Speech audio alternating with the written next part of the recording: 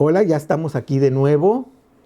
Si ustedes recuerdan, en el programa anterior leímos un cuento que se llama La liebre y la tortuga. Este cuento se basa en una fábula de Esopo.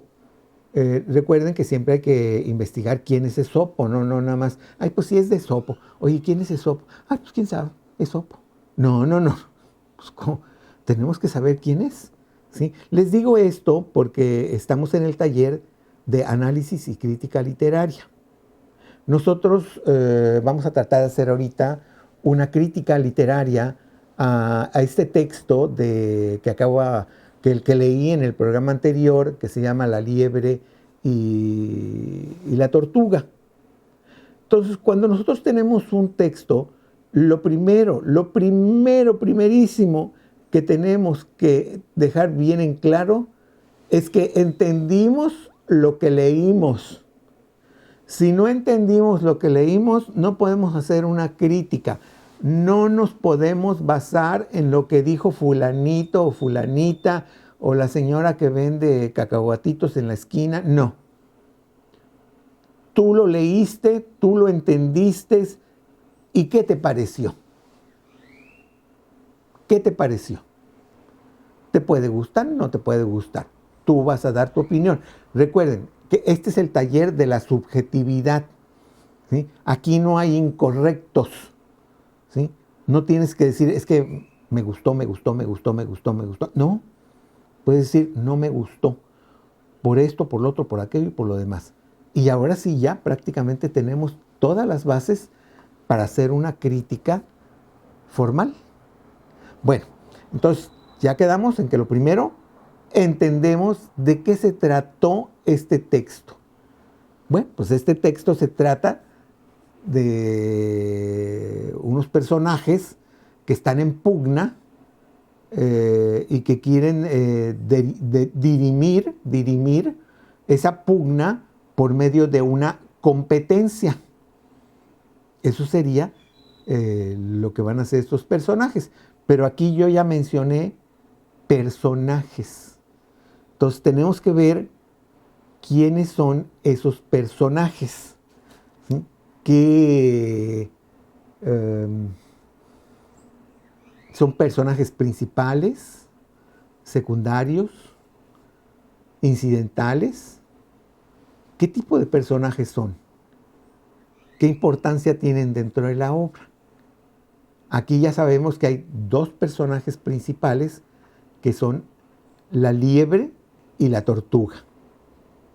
Nosotros, que ya leímos el cuento, que no fábula, sino que el cuento, nos damos cuenta con el desarrollo del cuento, como lo va presentando la adaptadora, que tanto el conejo o la liebre como la tortuga tienen personalidad. Es decir, al contrario de lo que estaba en la fábula, que era muy esquemática y que nos decía que el conejo o la liebre era muy presumidilla y la tortuga era muy trabajadora y muy sencilla, ahí hay una oposición, una confrontación de la que puede salir una crítica muy interesante de parte de nosotros. ¿Qué nos parece esa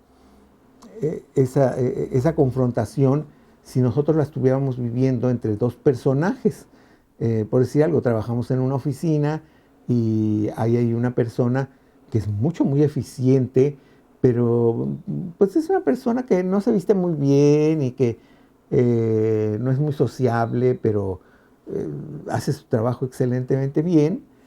Y el guapito de la oficina, que es un cuate que siempre anda buscando a ver dónde va a ser el baile el fin de semana, muy echador y demás. Y podemos hacer una analogía, o sea, una comparación ya entre estos dos personajes, pero también entre los personajes que leímos en la obra ficticia, la de la liebre y la tortuga, y estos dos personajes que están en esta otra obra que estamos escribiendo nosotros, que sucede en la oficina. Recuerdan que en el anterior programa yo les había dicho que había varias maneras de adaptar las obras. Cualquier fábula se puede adaptar con una facilidad portentosa a seres humanos.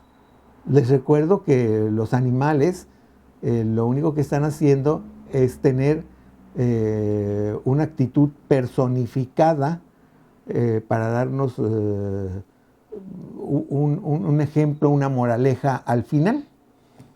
Entonces, si hay algo fácil aquí, pues es esto. Ahí donde dice liebre ponemos Juan Carlos, y donde está tortuga podemos poner Pedro, ¿sí? Y entonces ya les podemos dar luego una personalidad o demás que nos indique que Pedro es muy trabajador, muy inteligente, no es echador, no es presumido, es muy cortés, es muy educado, y el que le hace Juan Carlos del conejo es absolutamente presumido, es un personaje muy guapo, lo que tú quieras, pero echador, se las pasa pensando en cuándo va a ser la fiesta, el fin de semana y cosas por el estilo.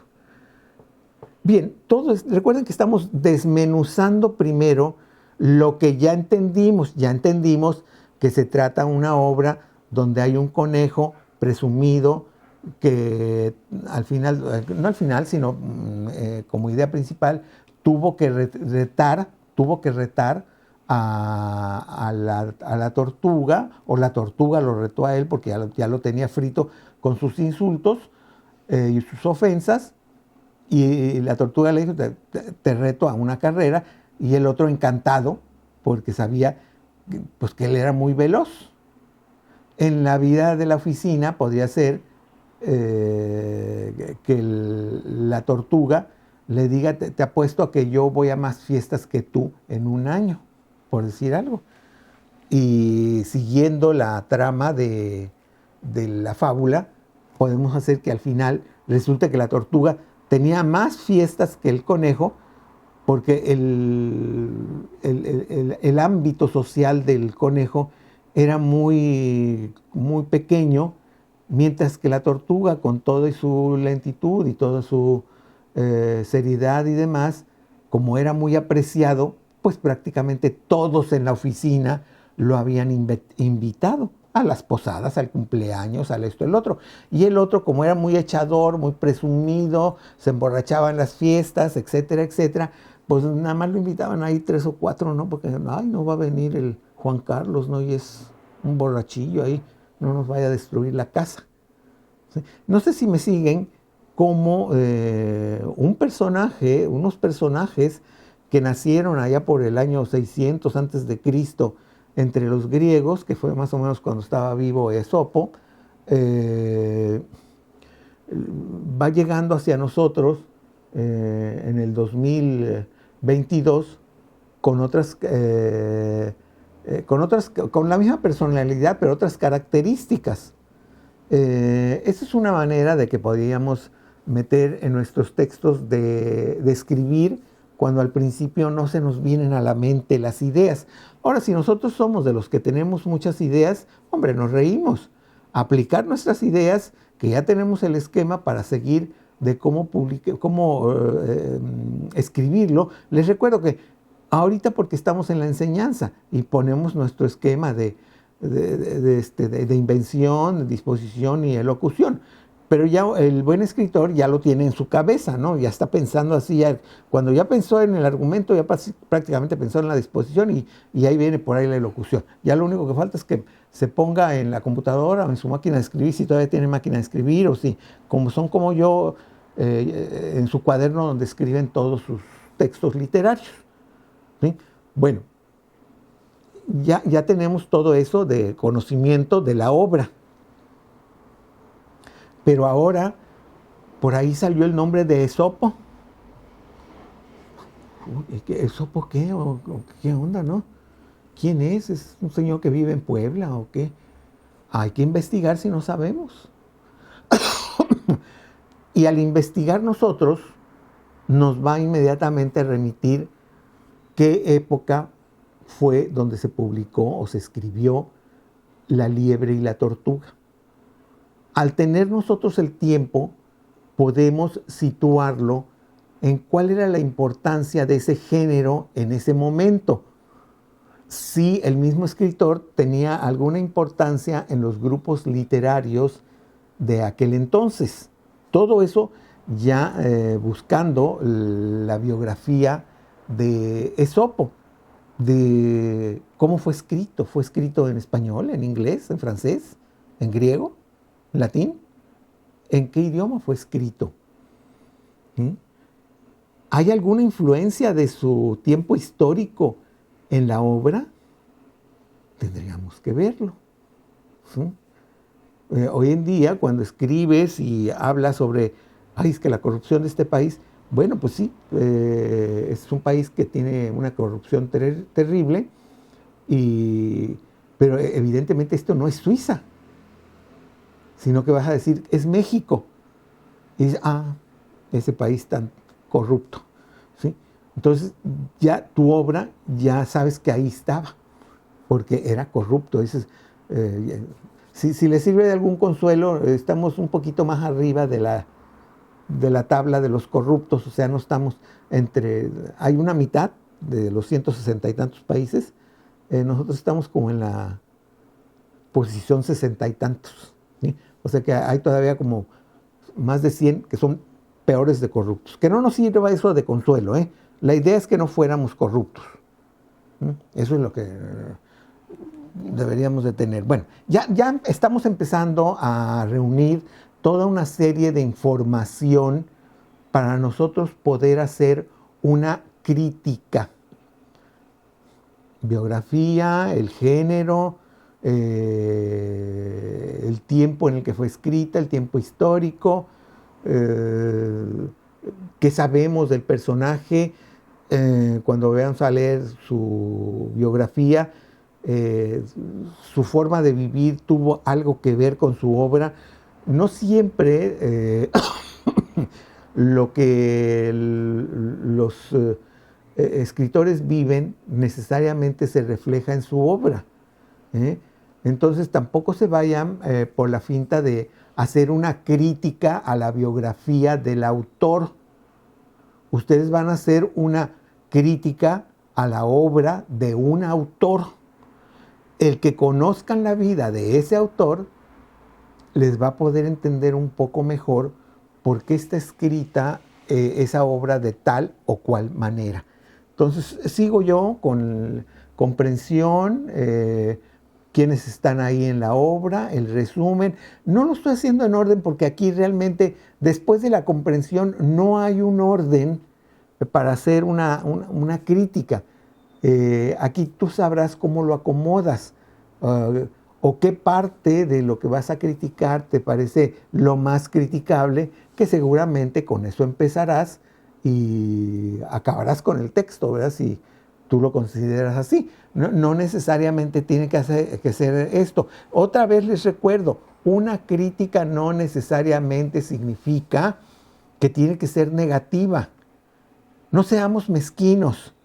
Si hay alguien que nos gusta y que nos parece que escribe mejor que yo, inclusive, o que mejor que nosotros, hombre, hay que decirle, oye, qué bien escribes, este es tu camino, te felicito, me encantó esa parte donde describes el atardecer ahí entre las montañas. Y adelante. Hay que también apoyar a nuestros escritores. Pero les digo, si estamos conscientísimos que, por ejemplo, poniendo 2 comas en cierto párrafo, aquello va a estar mucho más claro, hombre, vamos a decirle, mira, creo que si tú pones ciertos signos de puntuación, tu párrafo, el tercer párrafo, ganaría mucho. Yo pondría esas comas aquí y acá. Entonces ya estás haciendo una crítica.